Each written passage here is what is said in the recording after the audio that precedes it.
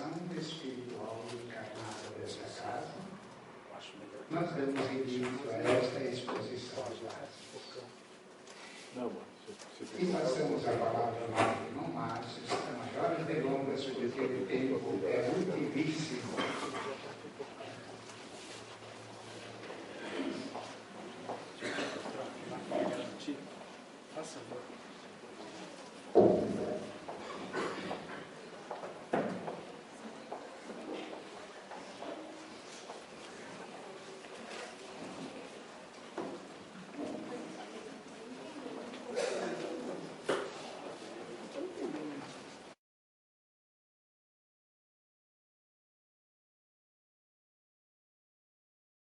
Cujos trabalhadores são motivo para nós de muita admiração e cujos benefícios são, muitas vezes também por nós, não devidamente avaliados.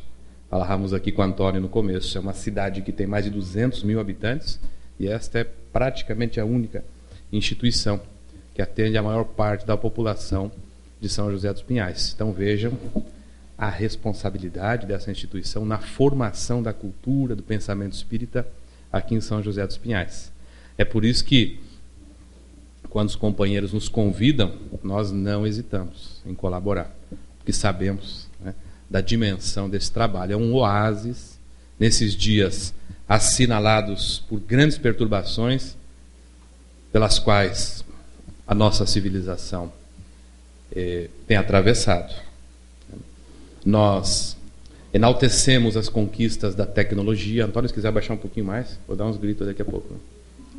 Nós exaltamos a ciência, nós entronizamos a razão, e não obstante, os dados da Organização Mundial de Saúde, os dados da Organização das Nações Unidas nos relatórios que são publicados todos os anos, dão conta de que o planeta está, a civilização está doente. O Brasil, considerado o país da alegria, do gingado, do carnaval, né? É o país que concentra o maior contingente de pessoas depressivas no mundo inteiro. O Brasil hoje é o líder no ranking do consumo da fluoxetina e do Rivotril. O Brasil tem 11 das 40 cidades mais violentas do mundo. E a América do Sul concentra 40% da violência mundial. Tudo isso nos deixa estarrecidos. Falamos em respeito à mulher, comemorando o Dia Internacional da Mulher ainda neste mês de março, e os relatórios da ONU apontam que, além das 115 milhões de mulheres que foram mutiladas nos últimos 30 anos, nos próximos 20, mais 80 milhões de mulheres na África serão mutiladas. Dizem mais ainda esses relatórios que, para o exercício da mesma função nas empresas privadas, as mulheres recebem de salário até 35% nos Estados Unidos, até 38% menos do que os poderosos homens, né? Tudo isso revela um mundo conturbado.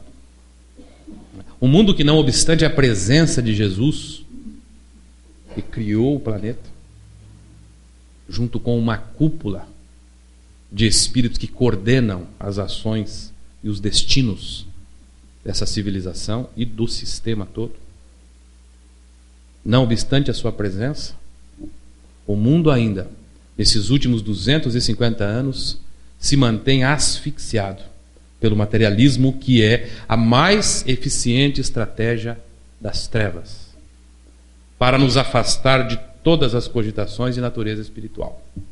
Quando no ambiente acadêmico se fala, né, numa ciência pós-materialista, na importância fundamental de colocarmos o espírito, os paradigmas acadêmicos, logo, essa ideia é rechaçada. Afinal de contas, a vida é uma só. Devemos aproveitar a vida. Devemos ser felizes a qualquer custo. sem suportar os desafios, as frustrações e as dores que decorrem da luta pela conquista de nós mesmos. Uma sociedade que consome remédio porque não sabe ouvir um não e não sabe se frustrar e não consegue entender a razão da dor,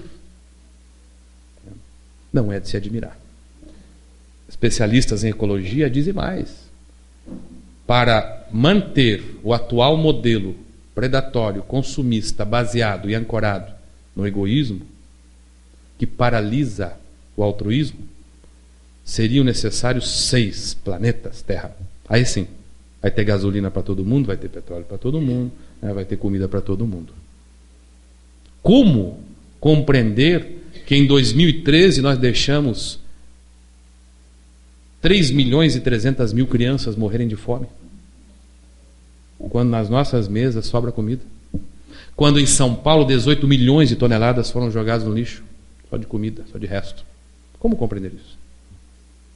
Como entender que 50 milhões de mulheres abortaram e que há pessoas levantando as suas vozes para defender o direito que ela tem de matar?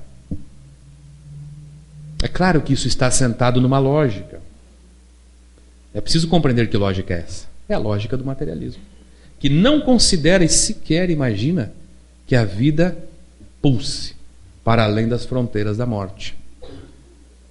Aliás, jornalistas, âncoras, figuras proeminentes da comunicação do Brasil, quando os espetáculos e as atrocidades da corrupção dominam o cenário, levantam também as suas vozes para dizer pena de morte, é preciso a pena de morte, porque a solução para o Brasil é a pena de morte.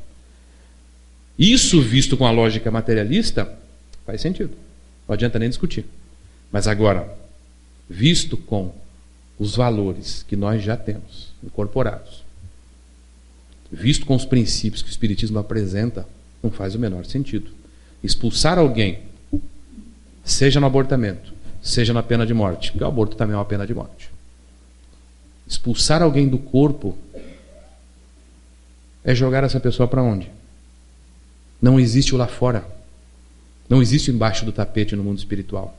Todo esse contingente de espíritos que hoje habita e se associa ao planeta e que, segundo o Espírito Emmanuel, é da ordem de 22 bilhões de espíritos, 7 no corpo e mais ou menos 15 fora do corpo, todos esses espíritos precisam dar conta desse planeta.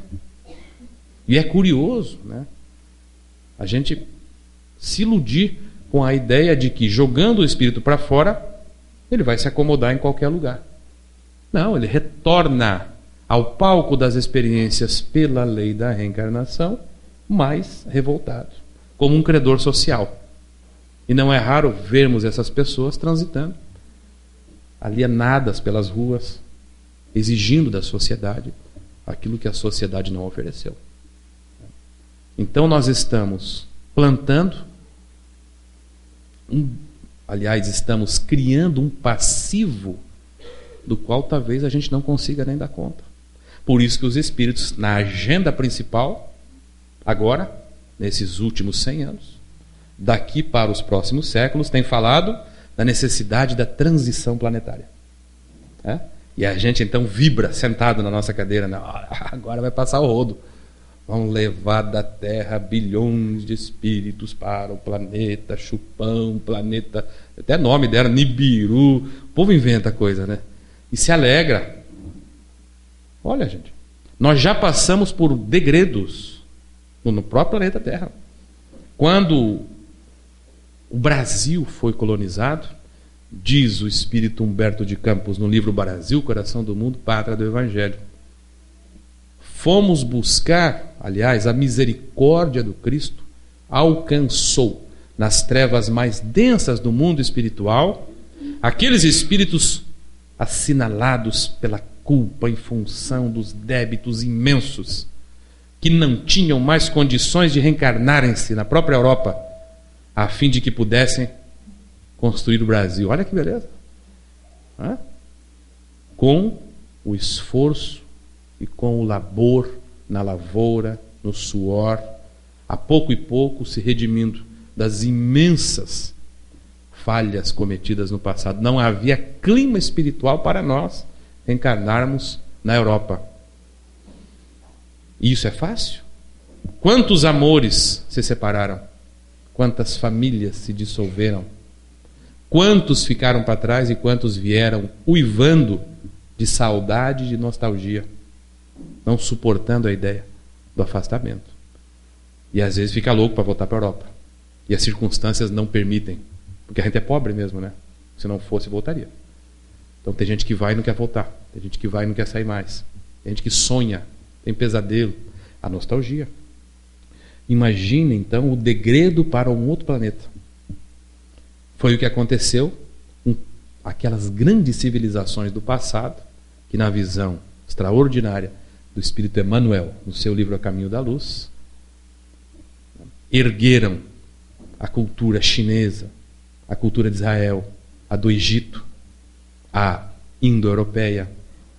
Todos eles trouxeram, e sobretudo, os hebreus, nas suas anotações do Gênesis, a ideia da perda do paraíso, do degredo, do pecado.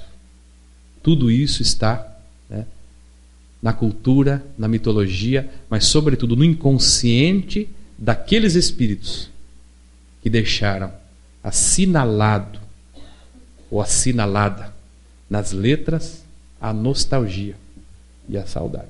Então não é assim, vai passar o rodo e vão levar. Vão levar, talvez a gente mesmo. Vão levar, talvez, um amor nosso. Vão levar por imposição do processo. A Terra precisa ascender, dirá o Espírito Emmanuel, no Evangelho segundo o Espiritismo, capítulo 11, item 11. A Terra precisa ascender, subir agora para outra fase, para a fase 3. E para isso, o Espiritismo chegou. E a gente já se ufana. Então, o Espiritismo, considerando, a partir daí, interpretação nossa, que os espíritas e os centros espíritas, então, têm esse papel. Olha, nós não somos nem 0,5% da população do Paraná. Alguns falam em 2%, talvez 4% da população, que já é um exagero, do Brasil. Há países, a maioria dos países sequer conhece o Espiritismo. Não é o movimento espírita, mas é o Espiritismo enquanto paradigma. A imortalidade da alma, a ideia da reencarnação, Deus novamente sendo colocado no centro. São essas ideias que formam os princípios fundamentais. Nem básicos são fundamentais, dos quais não podemos escapar. A pouco e pouco, então, nós temos visto as ideias espiritualistas começarem a tomar espaço, apesar da gente. A pouco e pouco temos visto as leis se humanizarem, apesar da nossa presença. Alguém aqui fez algum esforço para o combate ao racismo? Levantou bandeira, foi à luta? Não. As coisas acontecem.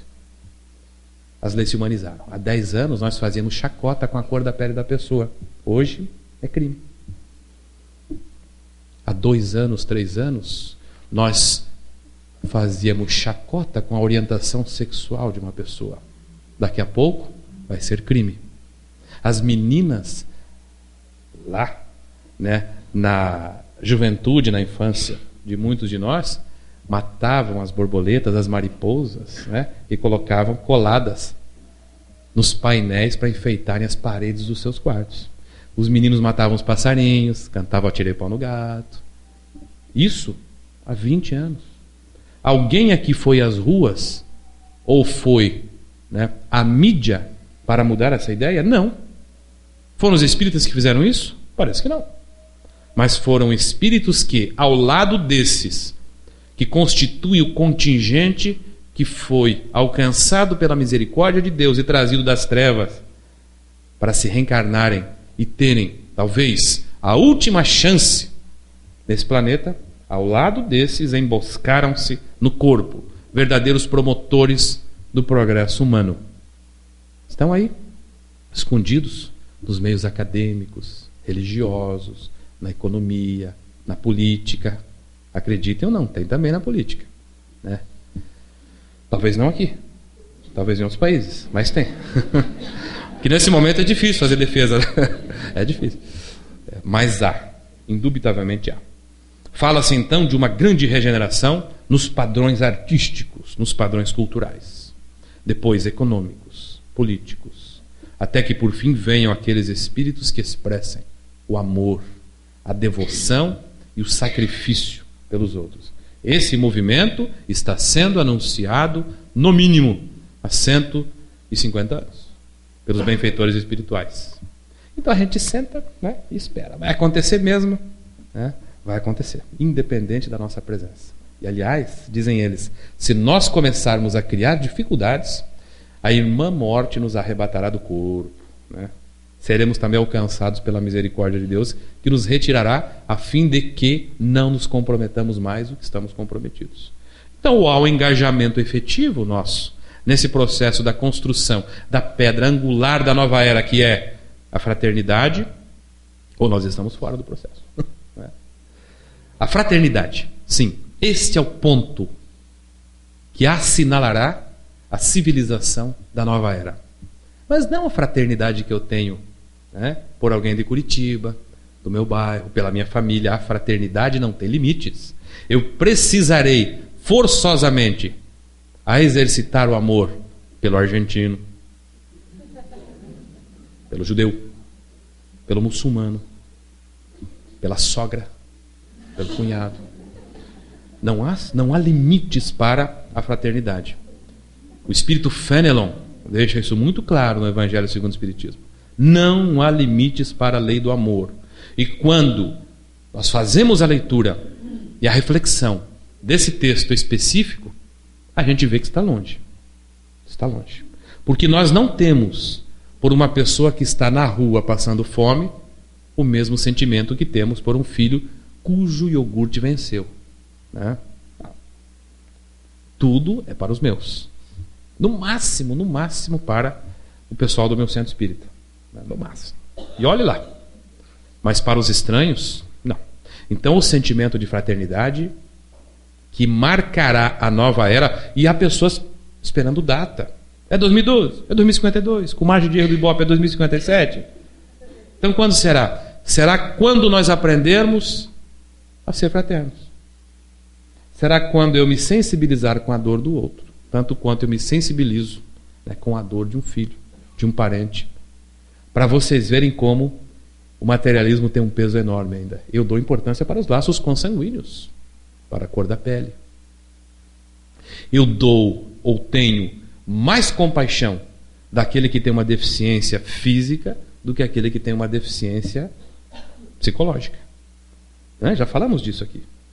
Se agora entra no salão, lotado, no meio da palestra, alguém de cadeira de rodas, a gente logo abre espaço para a pessoa sentar. Tem compaixão, o Antônio vai trazer água, a gente vai pôr o ventiladorzinho para a pessoa ficar em paz. Ok, não há problema. É assim mesmo que deve ser. Agora, se depois dela entra ali o saradão, né? Cheio de piercing, suado, tatuado, recém-vindo da academia, passa aqui mal-humorado, não cumprimenta ninguém e interrompe a palestra ainda para discordar de Allan Kardec. Pronto. Acaba ali a fraternidade. Né?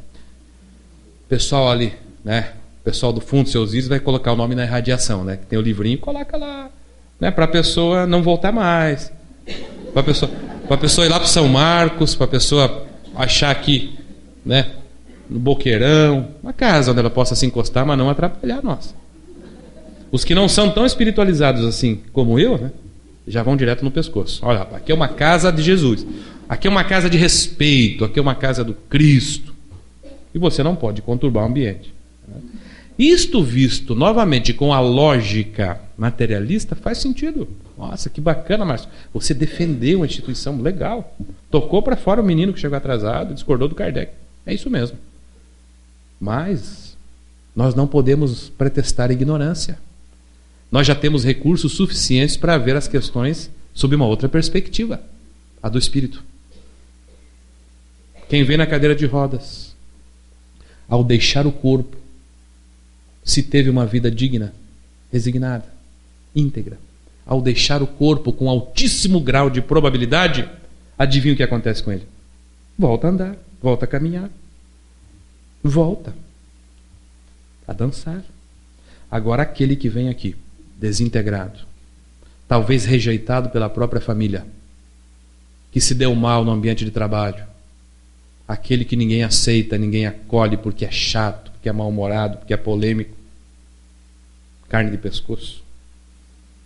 Aquele que chega assim, nessa situação, na instituição que representa a terceira revelação, que se propõe a resgatar o cristianismo na sua pureza primitiva, que acolheu prostitutas, prostitutos, ex-criminosos. Né? Se ele não encontra na instituição espírita as portas abertas para o acolhimento, ao deixar o corpo com alto grau de probabilidade, a gente poderia dizer, fica pior do que quando chegou aqui. Porque vai somar ao sentimento de rejeição agora a revolta e a decepção por não ter encontrado acolhimento nas instituições que representam Jesus. Sim, os espíritas estamos participando das instituições e construímos instituições para representar o projeto de Jesus para a Terra. Quem então merecerá de nós mais esforço de compaixão? Da cadeira ou da tatuagem, do piercing sarado, polêmico e mal-humorado? Olhando com os olhos do materialismo perverso, sutil, que faz a gente sentir coisas achando que são legítimas, porque às vezes a gente não critica isso. Ou aquele, né? O da cadeira ou aquele que veio sarado? Quem merece e precisa, aliás, mais esforço da nossa parte? É a sogra ou é a mãe? Às vezes da nossa família. Nós temos os desafios. E a gente fica lá, por quê? Por que comigo? Quando vai ser retirado de mim esse peso, esse estafermo, esse obstáculo que me atrapalha? Ora, se eu conheço o que conheço, se eu tenho o Espiritismo introjetado no meu coração, essa pessoa precisa de mais esforço da minha parte para ser acolhida. Tá? Se nós queremos um mundo diferente, porque todo mundo quer mudança, né? Todo mundo quer mudança. Quer mudança. E derruba o prefeito, derruba o governador, derruba o presidente. Quer mudança.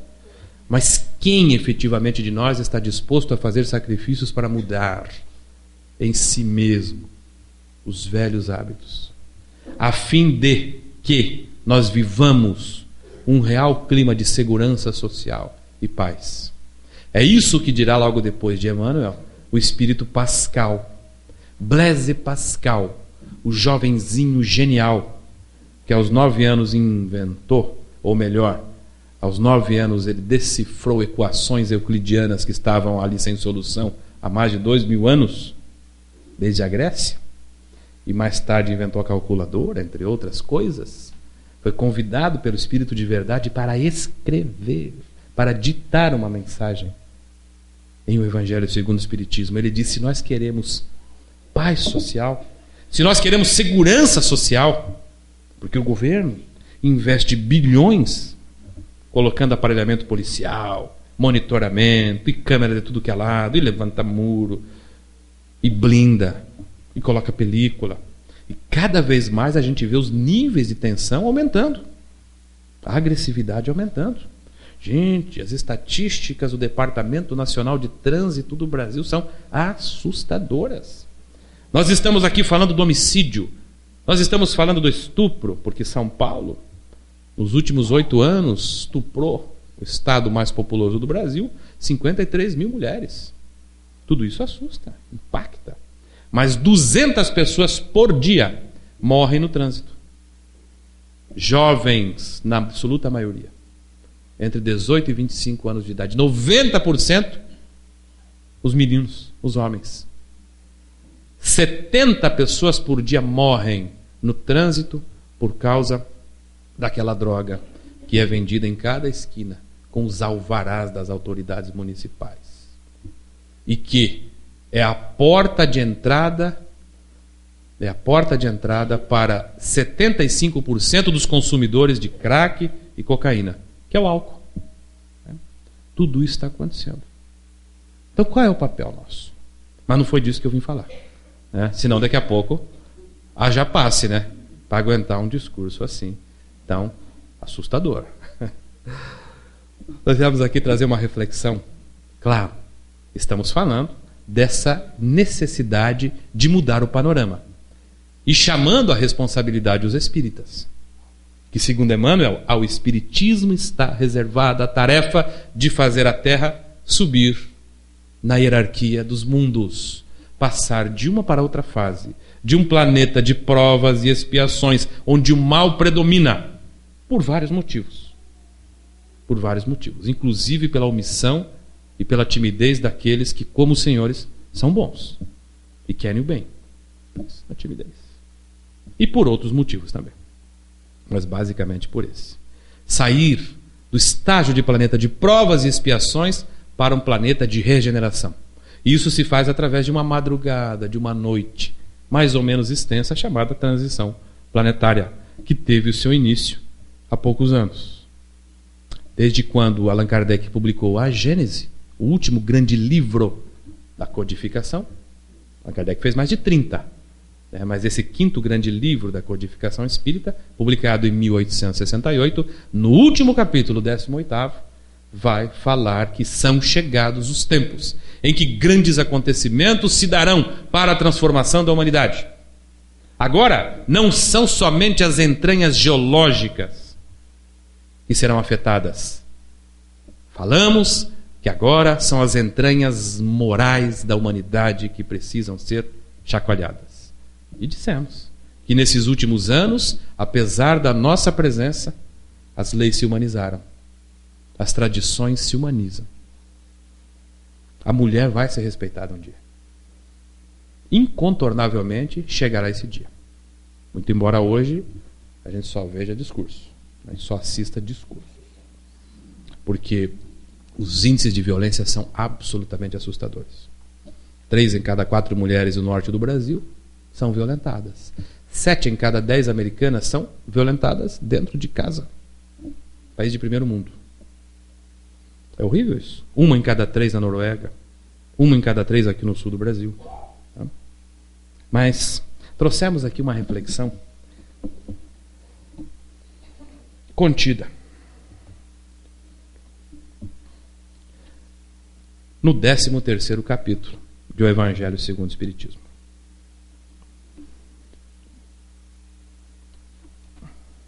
O capítulo se chama Não saiba a vossa mão esquerda o que dê a vossa mão direita. Depois dessa leitura eu vou fazer algumas conexões, porque hoje há doutrinas que pregam o amor a Deus e o desrespeito às pessoas. Fala-se no louvor a Deus, mas essas mesmas pessoas que louvam Deus nos seus tempos religiosos saem deles ali no trânsito e ofendem, e desrespeitam, e violentam. Então, como amar a Deus? Vamos ler aqui. Tende cuidado em não praticar as boas obras diante dos homens, para serem vistas, pois do contrário, não recebereis a recompensa de vosso Pai que está nos céus. Vocês conseguem imaginar qual seja a recompensa de Deus? É material? Que recompensa é essa? Assim, quando derdes nas antigas traduções esmola, mas nas modernas traduções, basicamente imobilizadas pelo Espírito Emmanuel e recentemente por Haroldo Dutra Dias, o primeiro brasileiro na história a traduzir dos textos gregos, dos textos críticos originais gregos, para a língua portuguesa. Ninguém tinha feito isso antes, em 500 anos. Ele foi lá e trouxe. O termo não é esmola, é dádiva. Assim, quando derdes dádiva, não trombeteis, como fazem os hipócritas nas sinagogas e nas ruas, para serem louvados pelos homens. Digo-vos, em verdade, que eles já receberam a recompensa. Quando derdes as vossas dádivas, não saiba a vossa mão esquerda o que faz a vossa mão direita. Isso não tem nada a ver com política. A fim de que a esmola, ou a dádiva, fique em segredo. E vosso Pai, que vê o que se passa em segredo, vos recompensará. Como compreender? Há alguns elementos nessa orientação de Jesus que tem um caráter profundamente psicoterapêutico e muito menos teológico, como pretenderam as doutrinas. A gente fica preocupado, né? Quando eu faço o bem, eu devo então divulgar o bem que faço ou não? Se o centro espírita vai fazer uma atividade social, deve ou não deve divulgar? Se as instituições, nosso lar em São Paulo, gigantescas, que vão à mídia e dependem, né, de muita doação, fazem as promoções utilizando os meios de comunicação, elas estão erradas? É isso que o texto está falando? Algumas doutrinas, inclusive muitos de nós, interpretamos esse texto como, né, se fosse uma proibição, um veto à divulgação da atividade no bem, quando parece que a coisa é mais profunda um pouco.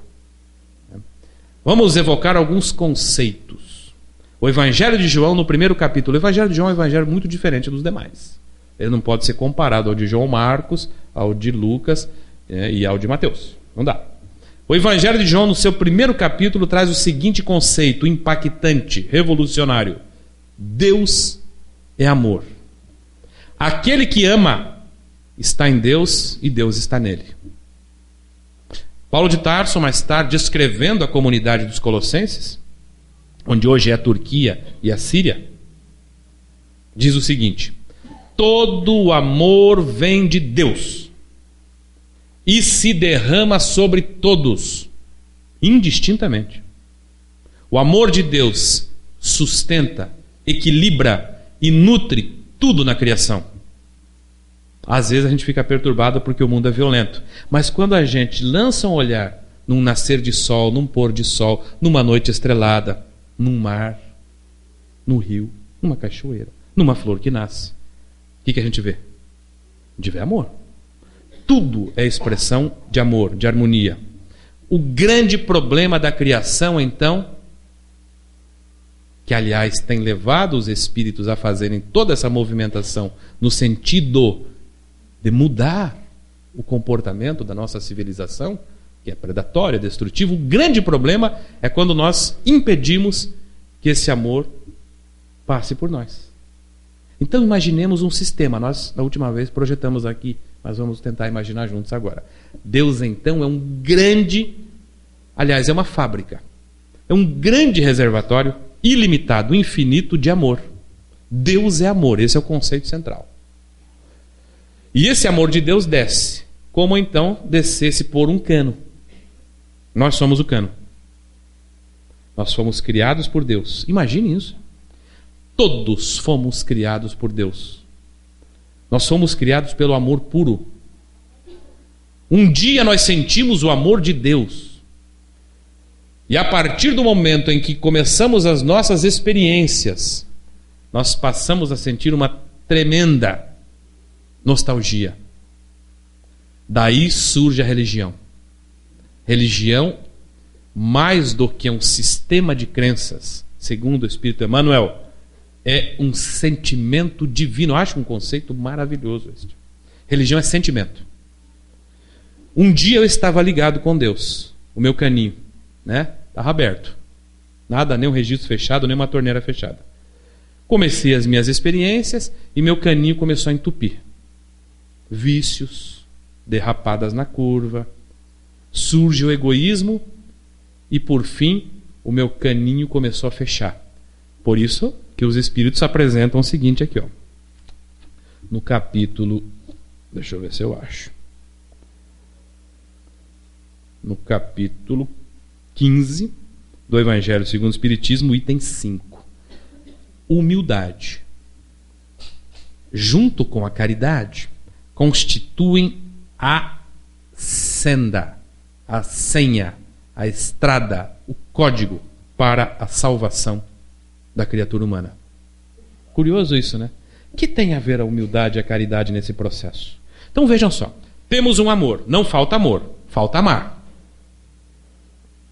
Veja o que diz Divaldo Franco: felicidade é para quem ama e não para quem deseja ser amado. Tem uma diferença muito grande nisso. Não falta amor, porque o amor é fabricado por Deus. Deus é amor. E esse amor cai sobre tudo na criação. Quando eu, você, quando nós como civilização decidimos fechar o registro, fechar a torneira e impedir que esse amor passasse e alcançasse o outro, eu estou no módulo egoísmo. O egoísmo é um grande problema, porque o egoísmo desarmoniza e desestabiliza a ordem e a harmonia da criação. Surge o mal. Só que a pessoa do outro lado tem necessidade de amor. Eu também tenho. E aí começamos a buscar amor um no outro. Veja o que diz Joana de Ângeles a esse respeito. Está fazendo sentido essa conversa ou tá? Ou tá uma viagem? Olha só. A busca da afetividade constitui-se, livro Atitudes Renovadas, capítulo 11. A busca da afetividade constitui-se numa ansiosa necessidade de intercâmbio e de relacionamento entre as criaturas ainda imaturas. Opa, primeira puxada que ela dá. Acreditam aqueles que assim procedem, porque uma questão é pacífica entre os espíritos. Todos precisamos de amor. A civilização está doente porque fechou a torneira. Por que quis fechar? Quis guardar o amor para si. Cada um, vou dividir com ninguém. Fico aqui. Nós temos o amor divino. Essa afeição divina cai sobre todos. Mas eu começo a fechar. E as pessoas que se adoeceram por ausência desse intercâmbio vêm buscar o amor. Mas vêm buscar agora com violação, com extorsão. Por isso os níveis de tensão social aumentaram. A pessoa bate no nosso vidro no carro, na esquina, pedindo amor. Uma criança nos procura, pedindo amor. O indivíduo carente chega até nós, pedindo amor. O solitário pede amor. E a gente não tem tempo para isso. Porque eles veem em nós indivíduos em condições de oferecer amor. Mas quando percebem que nós estamos também paralisados ou cristalizados pelo egoísmo, eles vão buscar esse amor. Vão derrubar muro, vão quebrar vidro. E aí surge a violência. Surge a agressividade. Então as autoridades públicas, na minha opinião, estão indo pela estratégia equivocada. Era preciso uma grande campanha de gentileza, de respeito, de diálogo. A gente perdeu as praças públicas. A gente se fechou em condomínios. A gente colocou avenidas super rápidas onde as pessoas não têm tempo de conversar. Os projetos foram erguidos com base, no modelo do egoísmo e da indiferença. A gente começou a ensinar as crianças, então, a não falarem com estranho. Fala não, filho. O homem é careca, é feio, é louco. Conversa não, que é espírita, não bate muito bem. E aí nós fomos privando as pessoas do contato social. E depois nos surpreendemos como uma sociedade violenta e agressiva. Curitiba é a 7ª mais violenta do Brasil. Quando eu falo Curitiba, São José não está fora. São José é Curitiba também, Curitiba é São José também. É tudo uma coisa só. Como decorrência, as pessoas que se sentem solitárias atormentam-se na incessante inquietação de que somente sentirão segurança e paz quando encontrarem outro que se lhes constitua suporte, fonte afetiva. Faz-se imprescindível, diz Joana, desenvolver a capacidade de amar, porque o amor também é aprendido e ensinado. É exercício. Ele está dentro de nós. Por quê? Porque decorre da afeição divina. Deus nos ama. É natural. Então o amor está dentro de nós. No entanto, não poucas vezes está adormecido. Fechou a torneira. Ficou lá, parado. Não se movimenta. Ou não identificado. Deve ser trabalhado mediante experiências. E aí sim, ela dá a dica. Talvez os outros não tenham essa dica. As outras doutrinas religiosas estimulam as pessoas a amarem a Deus nos seus templos religiosos, no louvor a Deus. Os Espíritos dizem, amar a Deus só é possível quando nós amamos o outro. Por quê? Porque quando nós amamos o outro, nós estamos abrindo a torneira. Faz sentido isso? Quando eu amo, eu estou fazendo um movimento, se não automático, mas um movimento consciente. Eu venho à instituição, começo a participar dos grupos de ação social, eu começo a me tornar mais gentil na rua, eu começo a parar para conversar com as pessoas. Veja, eu começo a cumprimentar o gari a zeladora, o chefe. Pensou? Como é que vai, chefe? Tudo bem hoje? Bom dia, boa tarde. Eu começo a me interessar de verdade pelas pessoas. Isso é exercício. Eu abro a torneira, então o amor passa por mim. Veja então o que Jesus propõe. Amar o próximo como a si mesmo e a Deus sobre todas as coisas. É um processo só. Como é que você molha a mangueira? Molhando a grama. Não tem jeito. Então eu abro a mangueira, molho a grama, molho a mangueira e ainda puxo a água da caixa d'água. Isso é um processo só. Molhar a grama como a mangueira e a caixa d'água sobre todas as coisas. Quando eu amo alguém, conscientemente no início, porque eu preciso fazer esse exercício antes que as minhas forças se paralisem, antes que o egoísmo me cristalize. Quando eu amo alguém, eu estou abrindo a minha torneira e permitindo que o amor de Deus se movimente por mim. Daí porque as pessoas que amam, as pessoas que se devotam ao bem, são pessoas que têm sentido existencial. Nós temos procurado sentido existencial nas coisas, ou exigindo que as pessoas nos amem. No entanto, as pessoas são fontes instáveis. Elas não são aquela caixa d'água, são um baldinho. Acaba. As pessoas se aborrecem conosco. Sabe? Ô, camarada chato, carente, fica pegando no meu pé, né? Quer atenção a todo momento.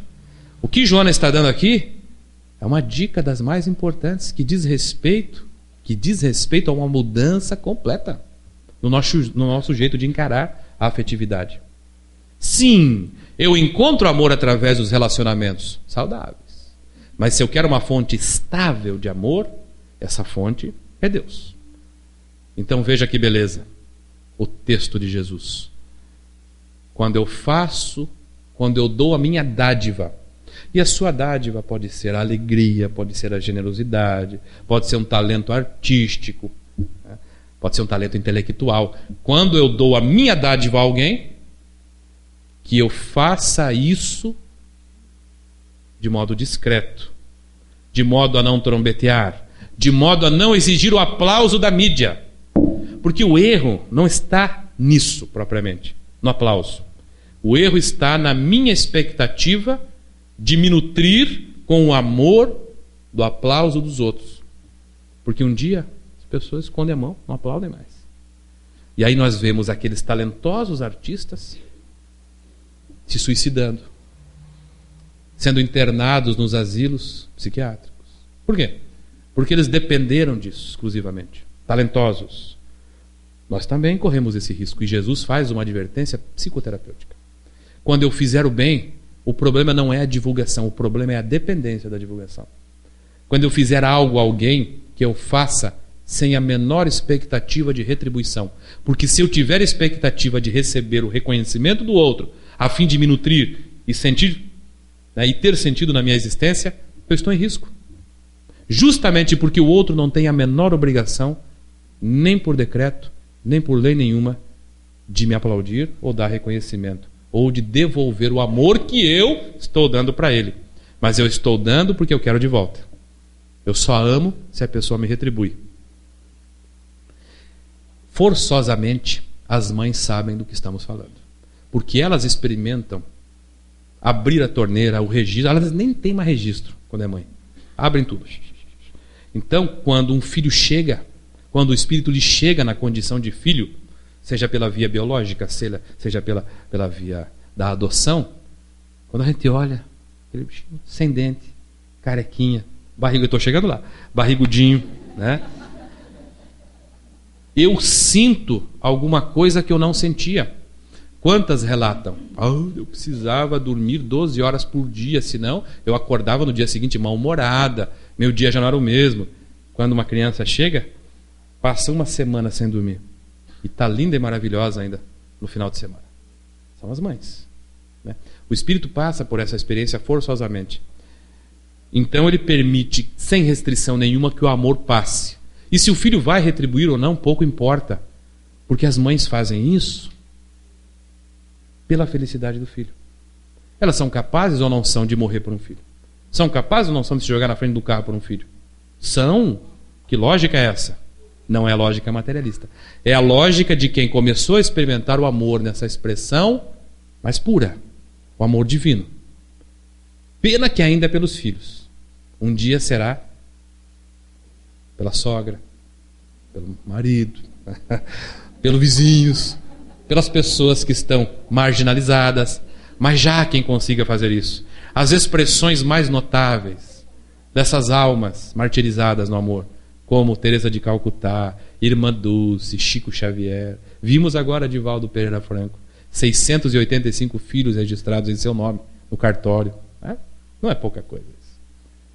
E aquela obra que expressa o amor. O que acontece com as mulheres, com os espíritos que estão estagiando na condição feminina e experimentam esse amor? Porque não é pouco. É o amor divino.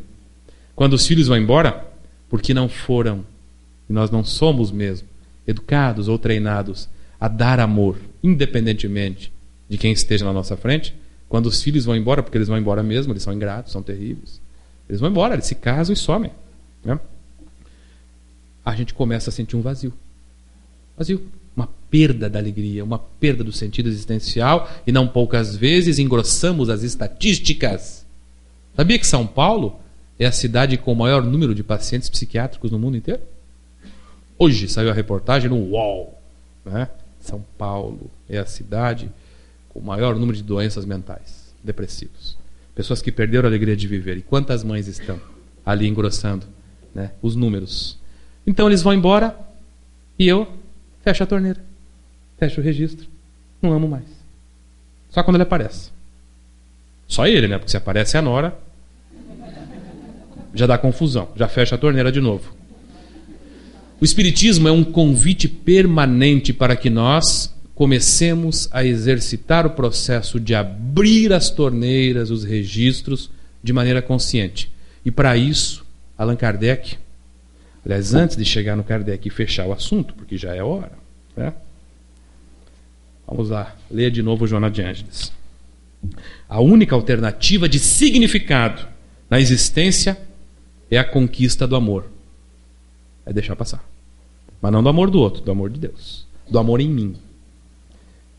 Observa em derredor e verás outros corações em carência, à tua semelhança, que necessitam de oportunidade afetiva, de bondade fraternal.